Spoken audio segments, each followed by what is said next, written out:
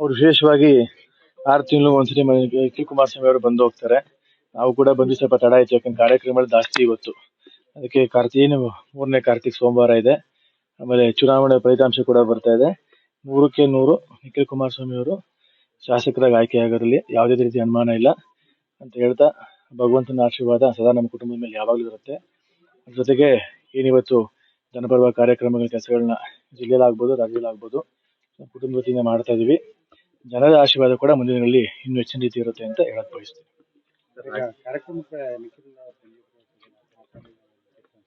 ಅದು ಸ್ವಲ್ಪ ಒಂದು ಅರ್ಧ ಗಂಟೆ ಲೇಟ್ ಆಗ್ಬಿಡ್ತು. ಅವರು ಫಸ್ಟ್ ಇಲ್ಲಿಗೆ ಬರ್ತೀನಿ ಅಂದ್ರು. ಅವ್ರ ಆಮೇಲೆ ಎಲ್ಲೂರಿಗೆ ಹೋದ್ರು. ಎಲ್ಲೂರು ದೇವರ ಮನೆ, ಹೆಣ್ಣಿನ ಮನೆ ದೇವರದು. ಅವ್ರು ಅಲ್ಲಿಗೂ ಫಸ್ಟ್ ಹೋಗಿ ಅದು ಸ್ವಲ್ಪ ಒಂಚೂರು ಡಿಫರೆನ್ಸ್ ಆಯ್ತು. ಅರ್ಧ ಗಂಟೆ ಕಾಲವಕಾಶ ಡಿಫರೆನ್ಸ್ ಆಯ್ತು, ಅಷ್ಟೇನಿಲ್ಲ. ಸ್ವಲ್ಪ ಪರವಾಗಿಲ್ಲ, ಇನ್ನು ಎದ್ದು ಓಡಾಡಬೇಕು ಅವರು. ಈಗ ಸ್ವಲ್ಪ ಏನು ಶ್ವಾಸಕೋಶ ಎಲ್ಲ ಸ್ವಲ್ಪ ಒಂದು ಇನ್ಫೆಕ್ಷನ್ ಇತ್ತು, ಅದೆಲ್ಲ ಕ್ಲಿಯರ್ ಆಗಿದೆ. ಒಂದ್ ರೀತಿ ಬೆಟರ್ ಆಗಿದ್ದಾರೆ, ಪರವಾಗಿಲ್ಲ.